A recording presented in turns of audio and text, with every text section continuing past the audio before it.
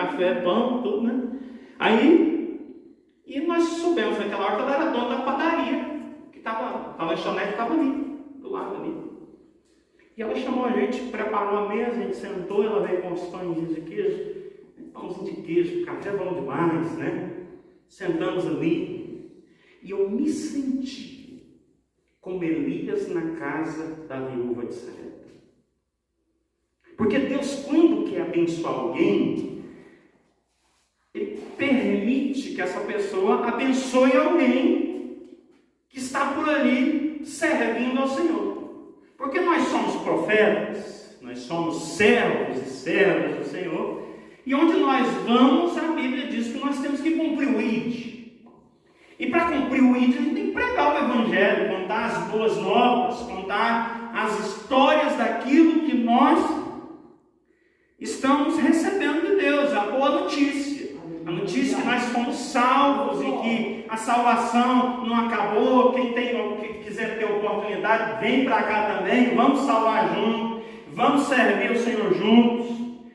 E nós fomos, ali eu senti que realmente Deus queria abençoar aquela mulher, mas muito mais. Deus abençoa muito mais quem dá do que quem recebe.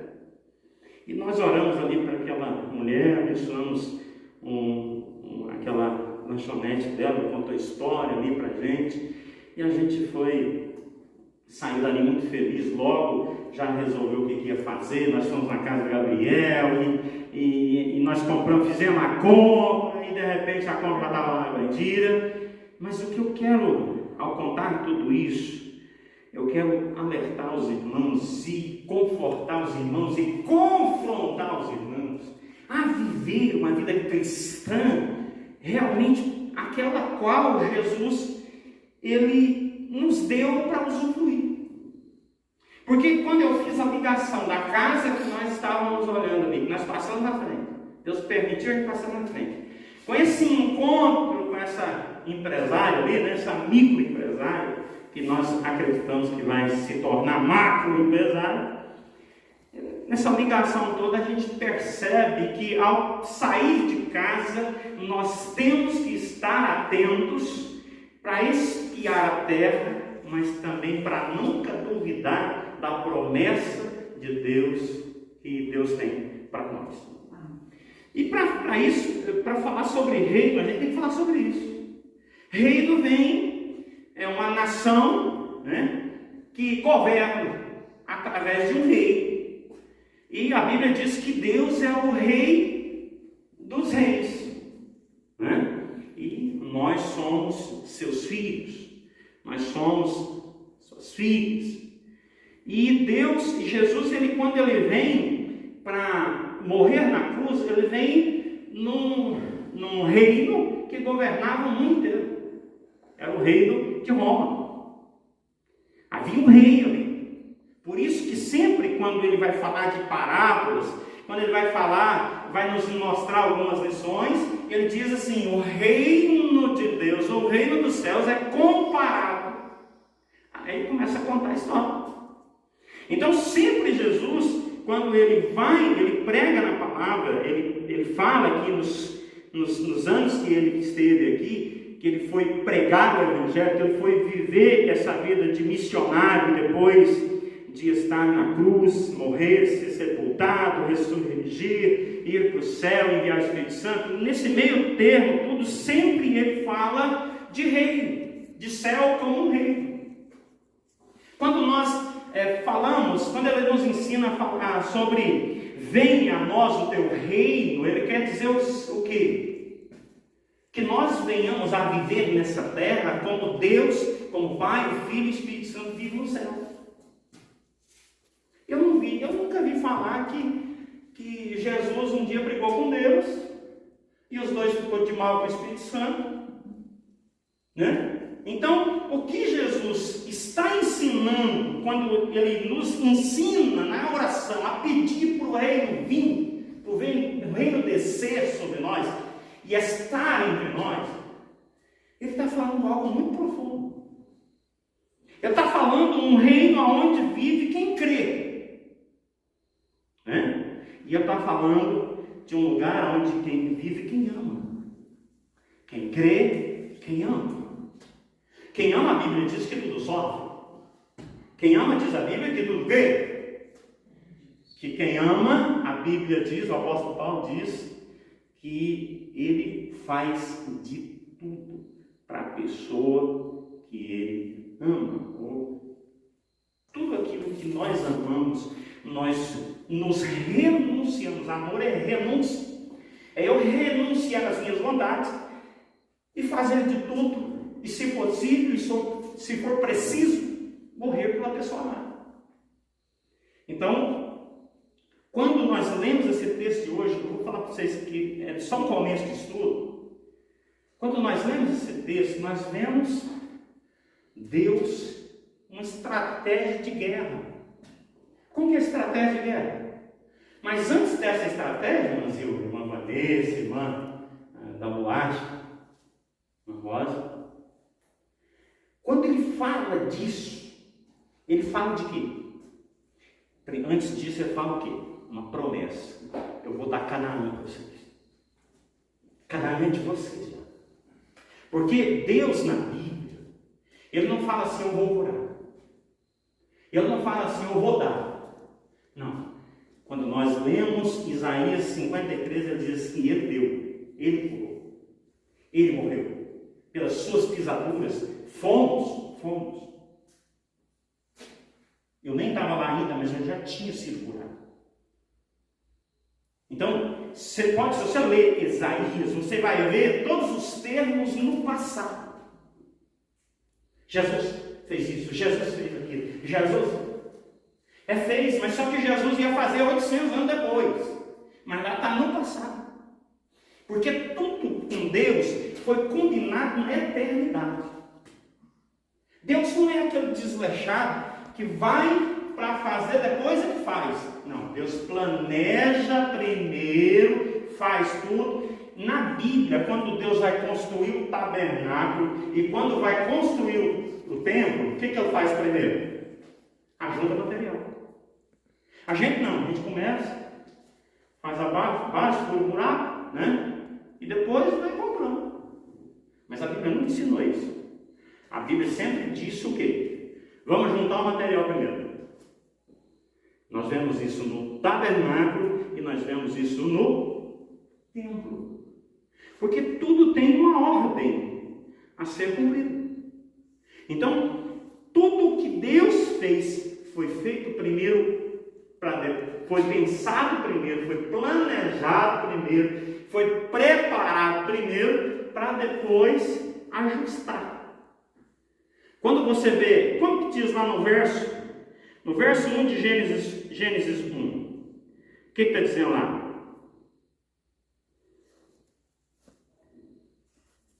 O que está dizendo lá? No princípio, criou Deus os céus e a terra. Aí o verso 2 diz assim: e a terra era sem forma e vazia, havia trevas sobre a face do abismo, e o Espírito de Deus se movia sobre a face das águas. O que os dois versos dão de entendimento para nós é que Deus primeiro manda a existência dos materiais. Um monte de coisa, um monte de terra, tá uma bagunça, estava tudo ali, não está, junto. E no primeiro dia, diz o texto que ele começa dizendo o quê? Disse Deus, haja luz, e houve luz. Mas estava tudo preparado, estava tudo arrumado, já tinha luz, já tinha sol, já tinha estrela, estava tudo pronto. O que tinha agora, o que tinha que fazer agora era o quê?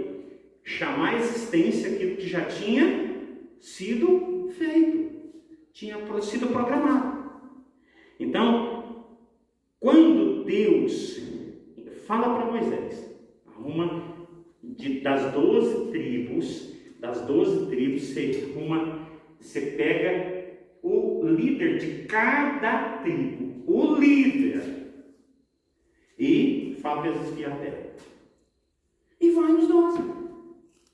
Os 12 vai, né? E o que acontece? Os 12 vai, e os 12 espiam a terra. A terra realmente era como Deus disse, manava leite e mel, ou seja, só tinha fartura. O cacho de uva lá, mas as romãs, teve castor 2 vão para trazer. Você já imaginou, irmão? Nós vamos fazer suco de uva lá no Ponto de Canaã. Um cacho já dá para fazer quase 1 litro. Né?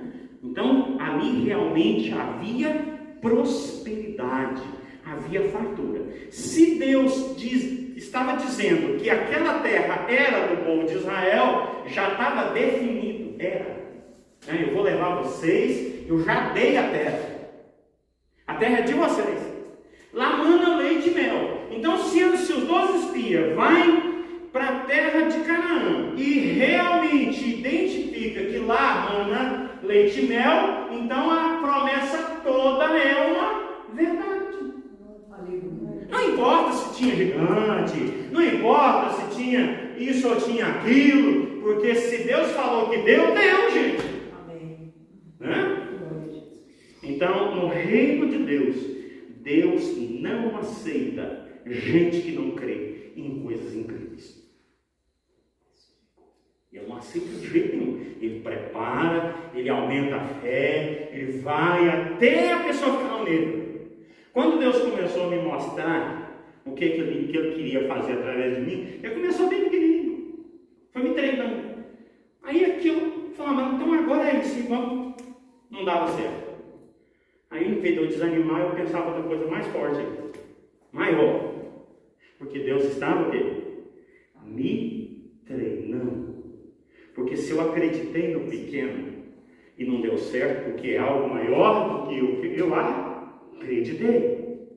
Não é assim que começa? Você já imaginou se eu já nascesse com 96 quilos? Meu Deus. Só ia nascer eu e a mãe ficar sem mãe, né? A minha mãe, para vocês terem uma ideia, acho que não pesa 70. Então não tinha. Como acho que nunca pesou mais do que isso. E eu nasci com 96, tem sentido. Então, Deus primeiro gera, nasce, vai até os 9 meses, depois nasce para poder continuar o crescimento. Então é assim que funciona o reino de Deus. Ele vai paulatinamente, de forma gradativamente, ele vai aumentando a nossa fé. Ele vai gerando para nós essa maravilhosa oportunidade de servir. E quando nós servimos um Deus que é criador do universo, que criou o universo, que criou as galáxias, que criou os planetas, que criou o Sol e tudo, eu fico imaginando, para ter uma ideia, mas eu não consigo criar um lote durante o dia. Eu levo uns 10 dias para poder montar um lote. Se me deram uma terra para montar um lote. Deus fez tudo isso em 6 dias. Agora, se eu vou servir esse Deus, você acha, se eu sou filho dele, se eu sou semelhante a ele, você acha que ele vai pedir de mim o quê? Mediocridade? Eu não estou falando eu estou desprezando coisas pequenas, porque elas precisam existir. Precisa existir a formiguinha pequenininha. Mas também precisa de existir o elefante, que é bem grandão.